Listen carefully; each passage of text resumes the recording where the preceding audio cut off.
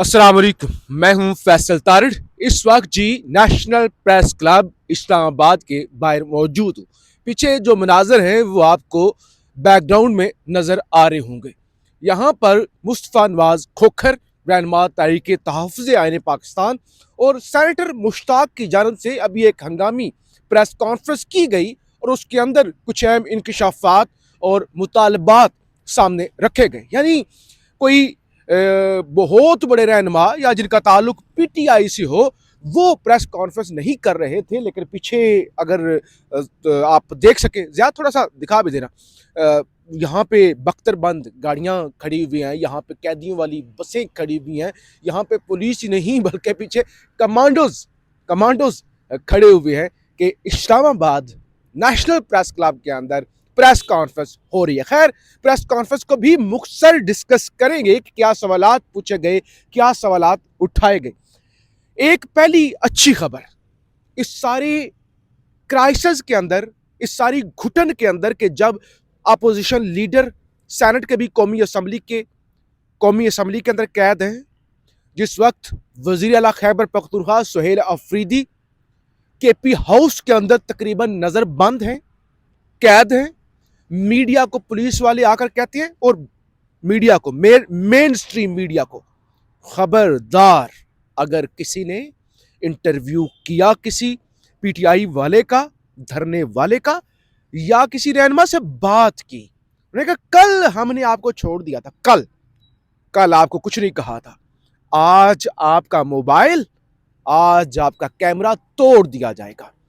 यानी ऐसी सूरत हाल में कि जब मुस्तनद खबरें आ गई हैं कि 85% साबिक वज़ीर आला की आंख डैमेज हो चुकी है और डॉक्टर कहते हैं कि ये मामला सिर्फ आंख का नहीं है बल्कि इससे स्ट्रोक, अचानक दिल का अटैक भी हो सकता है।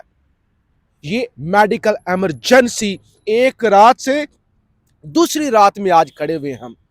कल पूरी रात यही कुछ होता रहा ना कि खान को अभी मुंतकिल करने लगे हैं, तो अच्छी खबर क्या है? अच्छी खबर अलीमा खान की जानब से जो अभी तस्दीक की गई है कि खान के बच्चों की, कासम और सुलेमान की, को 20 मिनट से ज़्यादा खान के साथ बातचीत हुई है और अलीमा खान ने तस्दीक की है कि खान ने जब आवाज़ सुनी अपने बच्चों की तो वो बहुत खुश थे। एक लंबे अरसे के बाद वो अपनी औलाद की, अपने बच्चों की आवाज़ सुन रहे थे, इसलिए वो मुतमिन भी थे, वो खुश भी थे।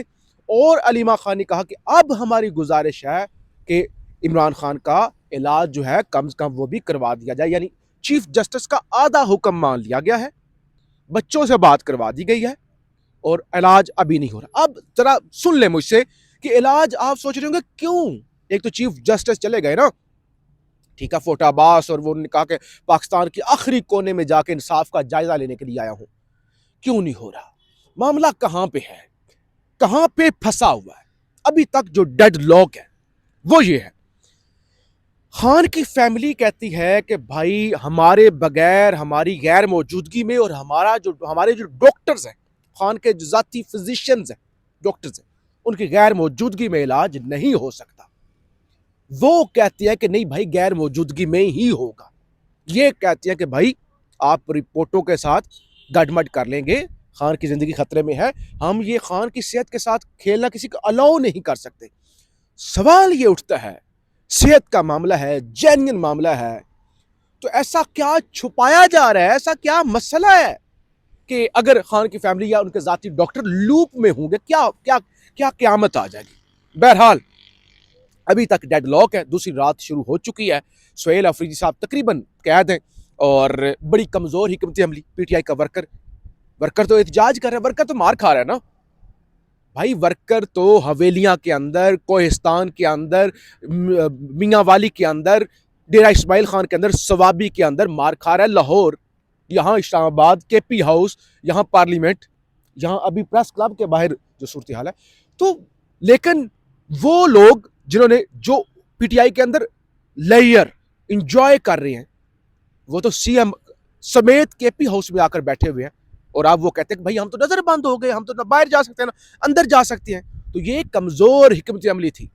यानी खान को किसके रहमो करम पर छोड़ दिया गया है? सेनेटर्स, एमएनएज कौमी असम्बली के अंदर कैद, وزیر اعلیٰ صاحب اتنے سینسٹیو وقت پر یہاں اور خان کس کے رحم و کرم پر, اور ورکر کو کہا جا رہا ہے نکلو نکلو نکلو. اور بھائی مار ورکر کھائے, ٹھیک ہے نکلنا چاہیے ورکر کو اپنے لیڈر کے لیے. آپ کیا کر رہے ہو؟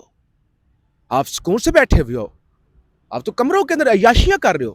عیاشیاں نہیں بھی کر رہے, ایٹ لیسٹ کمفرٹیبل ہو نا. اوہ ہم پھنس گئے, ہم محصور ہو گئے, ہمیں چاروں طرف سے گھیر لیا گیا. کیا بات ہے بھائی, کیا بات ہے. مطلب جو الیٹ ہے, یعنی وہ الیٹ سے مراد وہ جو بینیفیشریز ہیں خان کے ووٹ بینک کے, وہ سارے کے سارے پارلیمنٹ کے اندر قید. وہ بےچارے قید ہو گئے, قید ہو گئے بےچارے اپنی مرضی سے. اور دوسرے سی ایم سمیت, ایکس سی ایم, موجودہ سی ایم, وزراء سارے وہ کے پی ہاؤس کے اندر, ہم مقید ہو گئے, ہم قید ہو گئے بھائی, ہم نہیں نکل سکتے, بڑا ظلم ہو گیا. اچھا تو آپ کو کسی نے کہا تھا کہ ادھر آ کے آپ خود کو ریڈ زون کے, اسلام آباد کے ریڈ زون مذاق ہے کوئی, قید کر لیں. یہ وہ جینوئن چیزیں ہیں, یہ کوئی نیریٹو یا پراپیگنڈا نہیں کہ یہ ایک کمزور ترین حکمت عملی. سوال اگین وہی اٹھتا ہے, خان کس کے رحم و کرم پر ہے کہ وہ ہر گزرتا دن, ہر گزرتا گھنٹہ. ابھی پریس کانفرنس اندر ہوئی, مصطفیٰ نواز کھوکھر صاحب نے اور سینٹر مشتاق اور دیگر لوگوں نے, انہیں کہا ہم نے ڈاکٹر سے پوچھا ہے, دھیان سے سنیے گا, ہم نے ڈاکٹر سے پوچھا ہے. ڈاکٹرز کہتے ہیں یہ جو اسپیسیفک ریٹینا والی آنکھ یہ بیماری ہے نا, CRVO, اس کے اندر اتنی درد ہوتی ہے کہ انسان کہتا ہے, مریض کہتا ہے کہ میری آنکھ نکال لی جائے, اتنی درد ہوتی ہے. اور یہاں الیٹ ہومیوپیتھک دھرنوں میں, اور غریب کو کہا جا رہا ہے نکلو ثوابی بند کرو, نکلو وہ بند کرو. تو بہرحال اس حوالے سے فیڈ بیک ضرور دیجیے گا. اچھی خبر یہ تھی, خان کے ساتھ بات ہوگی. دوسری عجیب خبر یہ ہے کہ پورا اسلام آباد ریڈ زون, یہ پریس کلب اب پولیس کے کنٹرول میں ہے.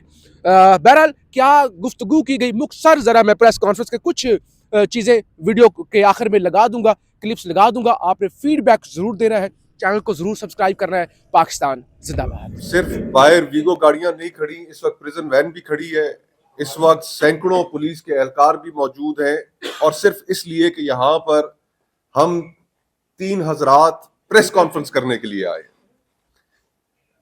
حکومت ایک لیجٹمیسی کے کرائسس کا شکار ہے.